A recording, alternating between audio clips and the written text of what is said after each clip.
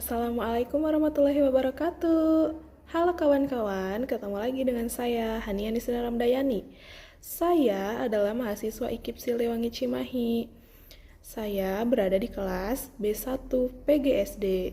Kali ini saya akan menjelaskan mengenai pecahan.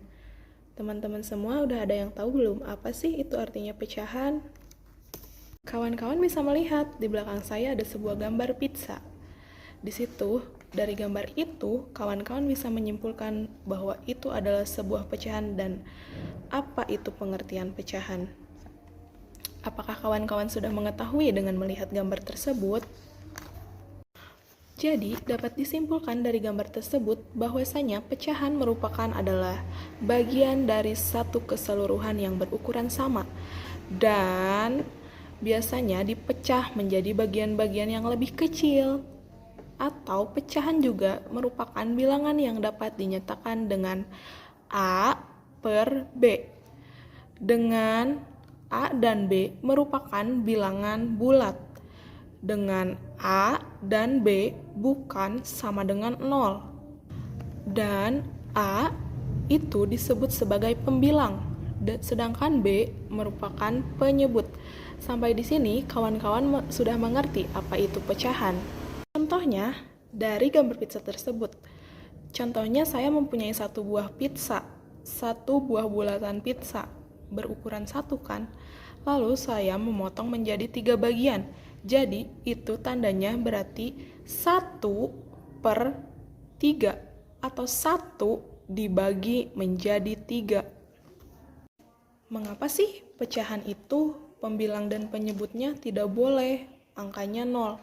Karena apapun yang dibagi dengan 0 itu maka hasilnya akan menjadi tak terhingga. Teman-teman pasti tahu kan ada yang disebut dengan pecahan senilai. Kenapa sih pecahan itu bisa senilai? Apa sih itu pecahan senilai? Pecahan senilai adalah pecahan yang memiliki kelipatan pembilang dan penyebutnya yang sama.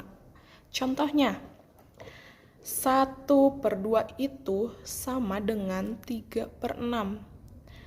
Kenapa sih bisa seperti itu? Kita bisa menggunakan cara dengan memotong bagian yang bulat menjadi beberapa bagian kembali. Apabila tidak bisa, kita bisa menggunakan yang namanya garis bilangan. Yang selanjutnya di sini akan menjelaskan mengenai jenis-jenis pecahan. Yang pertama, ada yang namanya jenis pecahan biasa. Pecahan biasa itu merupakan A dan B-nya merupakan bilangan bulat. Contohnya 1/4, 2/3, 9/10. Nah, itu yang disebut dengan pecahan biasa. Adapun yang disebut dengan pecahan murni. Pecahan murni merupakan pecahan pembilang dan penyebutnya merupakan bilangan bulat, tetapi pembilangnya atau biasanya lebih kecil daripada penyebut. Contohnya 1/3, 1/5, 7/9, dan lain-lain. Lalu ada yang disebut dengan pecahan campuran. Pecahan campuran yaitu gabungan antara bilangan bulat dan juga bilangan murni. Contohnya 2, 1/3, 1, 2/4, lalu ada 3, 4/8, dan lain sebagainya. Yang keempat, ada yang disebut dengan pecahan desimal, atau biasanya penyebutnya itu adalah per 10, per 100, atau per 1000. Tapi biasanya dituliskan dengan koma. Contohnya 0,4, 0,1. Yang kelima, ada yang disebut dengan pecahan persen. Biasanya penyebutnya itu yaitu per 100, tapi biasa disebut dengan atau dilambangkan dengan huruf persen. Contoh, 5/100 akan menjadi 5% atau 5/100. Dan yang terakhir ada yang disebut dengan pecahan per mil.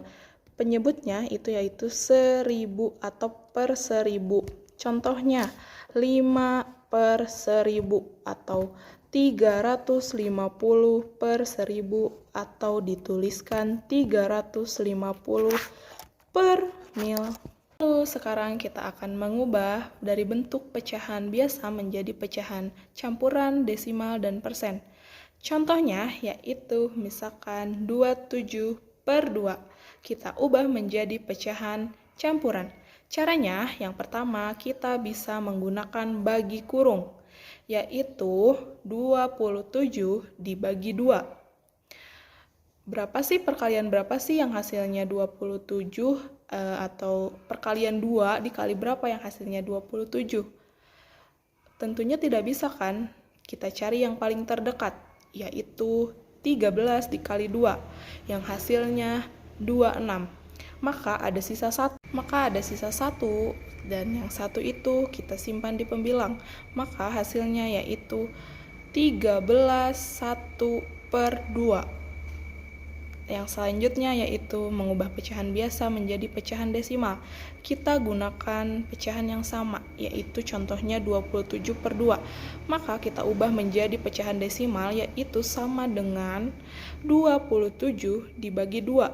Kita gunakan cara bagi kurung, yaitu 27 kan dibagi 2 tidak bisa. Hasilnya seperti tadi, 13, maka ada sisa 1. Kita tambahkan 01, maka di 13-nya, setelah 13-nya itu, kita tambahkan koma.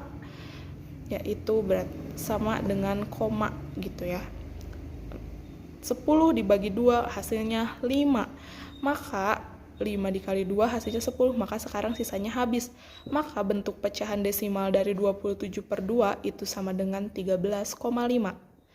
Dan yang terakhir kita akan mengubah menjadi pecahan persen, yaitu sama, soalnya 27/2.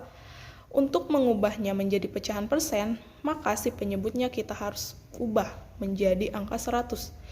Caranya kita akan mengalihkan antara penyebut dan pembilang harus sama dikalikannya. Untuk penyebut, karena penyebutnya 2, maka kita kalikan 50, hasilnya menjadi 100. Untuk 27-nya dikali juga 50, hasilnya menjadi 1350. Maka 1350 dijadikan menjadi pecahan persen, yaitu 13,5%. Selanjutnya kita akan ke materi yang berikutnya, yaitu operasi hitung. Yang pertama ada penjumlahan, pengurangan, perkalian, pembagian. Kita akan membeberkan satu persatu. Yang pertama yaitu penjumlahan. Contohnya, bila ada yang penyebutnya sama, maka kita tinggal menambahkan saja. Tapi apabila penyebutnya berbeda, kita harus menggunakan operasi kali silang. Biasanya kita menggunakan operasi kali silang antara pembilang dan penyebutnya.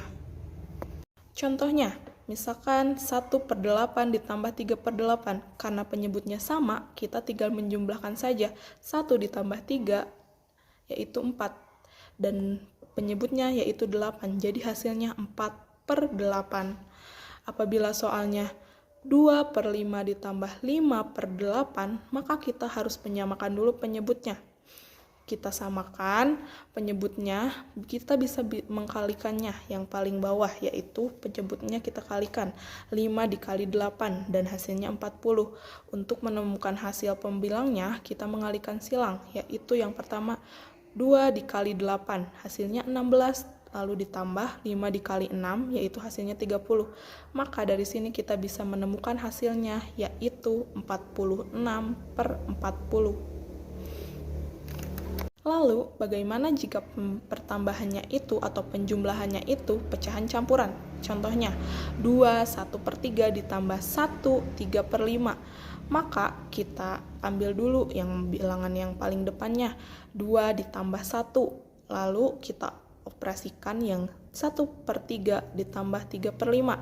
Kita gunakan operasi yang sama seperti tadi, yaitu kali silang atau kali kupu-kupu. Maka kita akan menemukan hasilnya, dan hasilnya yaitu 14/5. Maka hasil dari penjumlahan 2 1/3 ditambah 1 3/5 yaitu 3 14/15. Sama halnya untuk yang pengkalian silangnya, kita bisa mengalihkan 1 dikali 5 dan 3 dikali 3. Lalu untuk penyebutnya, kita mengalihkan yang bawahnya, sama-sama penyebutnya, yaitu 3 dikali 5. Maka hasilnya 14/5. Seperti itu. Lalu, bagaimana jika penjumlahannya itu antara pecahan desimal dengan pecahan per 100 atau pecahan persen? Misalkan soalnya 25 per 100 ditambah 7,367. Maka hasilnya adalah kita jumlahkan dulu atau kita ubah dulu. 25% itu sama dengan 25 per 100. Dan 7,367 itu sama dengan 7.367 per 1000. Dari situ kita samakan penyebutnya seperti biasa, lalu kita kali silang, maka kita akan mendapatkan hasilnya. Setelah dikali silang, maka hasilnya akan terlihat. Bagaimana dengan operasi pengurangan? Operasi pengurangan pun sama seperti penjumlahan, kita bisa mengalihkan menggunakan kali silang. Hanya saja bukan ditambah, tetapi dikurang. Contohnya, 5 per 8 dikurang 3 per 8, maka hasilnya 2 per 8. Atau 21 per 5 dikurang 1 per 2, maka kita pisahkan dulu yang 2-nya dan yang satunya, berarti 2 dikurangi 1, dan 1 per 5 dikurangi 1 per 2. Maka hasilnya adalah kita kalikan silang. Setelah kita kali silang, maka kita akan mendapatkan hasilnya. Pertama, 2 dikurangi 1, hasilnya 1. Lalu, hasil dari pengalian silang yang 1 per 5 dikurang 1 per 2, yaitu hasilnya 5 dikurangi 2 per 10. Maka hasil dari operasi hitung ini adalah 1/3 per 10.